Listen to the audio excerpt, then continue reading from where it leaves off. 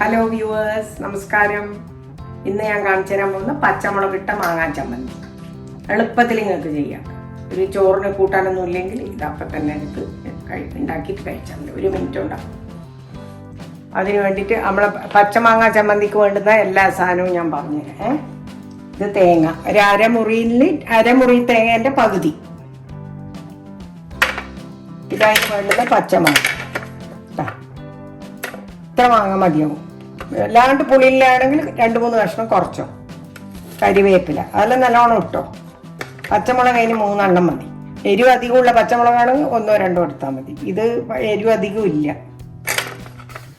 പിന്നെ ഒരു 5-6 ചുവന്ന ഉള്ളി, കുറച്ച് വെളുത്തുള്ളി. പുളിക്ക് മാങ്ങേൻ്റെ പുളി ഉണ്ടാവും, അതുകൊണ്ട് ആ ചമ്മന്തിക്ക് പുളിക്ക് വേണ്ടിയിട്ട് വേറെ ഒന്നും ചേർക്കണ്ട. മറ്റേ ചമ്മന്തിക്ക് ചേർക്കുന്ന പോലെ പുളി ചേർക്കണ്ട. അതിന് വേണ്ടിയിട്ടാണ് ഈ മാങ്ങേനെ കൊണ്ടുള്ള ചമ്മന്തി ആക്കുക.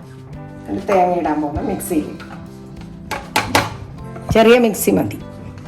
വെള്ളം ഈ നമ്മളെ ടാപ്പ് വാട്ടർ യൂസ് ചെയ്യാനേ പാടില്ല. അഥവാ നിങ്ങൾക്ക് വെള്ളം വേണമെന്നുണ്ടെങ്കിൽ തിളപ്പിച്ചിട്ട് അറിയ വെള്ളം മാത്രമേ കുക്കിങ്ങിന് ഉപയോഗിക്കാവൂ. അല്ലെങ്കിൽ ടേസ്റ്റ് എല്ലാം മാറിപ്പോവും. അത് വേഗം മോശമാവുകയും ചെയ്യും. ഒന്ന് വെച്ചിട്ട് നാളെ എടുക്കാമെന്ന് വിചാരിക്കുമ്പോഴേക്കും അത് മോശമായിരിക്കും. മാങ്ങ മുറിച്ചിട്ട് ഇതിലിടുന്നു. ഒന്ന് കട്ട് ചെയ്തിട്ടാൽ പെട്ടെന്നാവും. വെളുത്തുള്ളിയൊന്നും കട്ട് ചെയ്യണ്ട.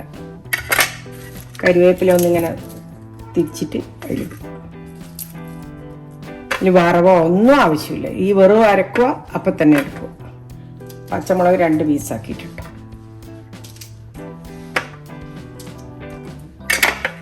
ഒരു 5-6 വെളുത്തുള്ളി, ചുവന്നുള്ളി ഒന്ന് പകുതിയാക്കിയിട്ടിട്ടു. ഇനി ഉപ്പേ വേണ്ട, വരെയൊന്നും വേണ്ട.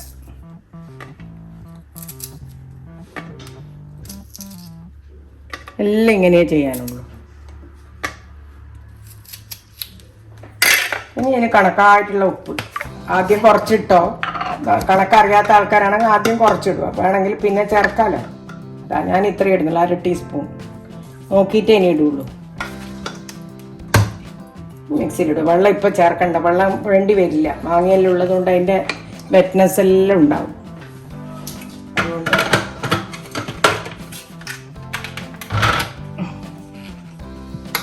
ഈ ചെറിയ സാധനം ഉപയോഗിച്ചാൽ മതി.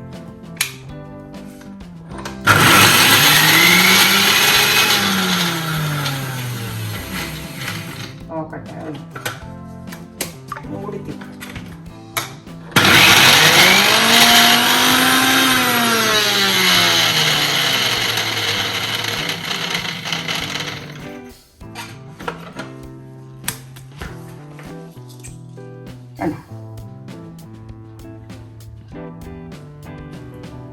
അധികം അരിയാൻ പാടില്ലേ. ഇപ്പം ചോറിന് കൂട്ടി കഴിക്കാൻ ടേസ്റ്റ് ഉണ്ടാവില്ല. ഇത് ഉരുള ചമ്മന്തി ആയതുകൊണ്ട് ഞാനിങ്ങനെ ഉരുട്ടുവാണേ. ഇങ്ങനെ ഉരുട്ടണം ചമ്മന്തി.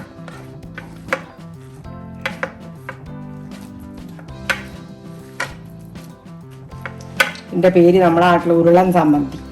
ഇത് അമ്മീമ്മല സാധാരണ അരക്കുക. എന്നിട്ട് ലാസ്റ്റ് അതിൻ്റെ മുകളിൽ പറ്റിക്കിടക്കുന്ന ഈ ചമ്മന്തിൻ്റെ മുകളിൽ ചോറിട്ടിട്ട് പണ്ട് അമ്മയെല്ലാം നമുക്ക് തരുമായിരുന്നു. ചോറ് അതിൻ്റെ മുകളിലേക്ക് കൂടി ഇട്ട് ഇതാക്കും.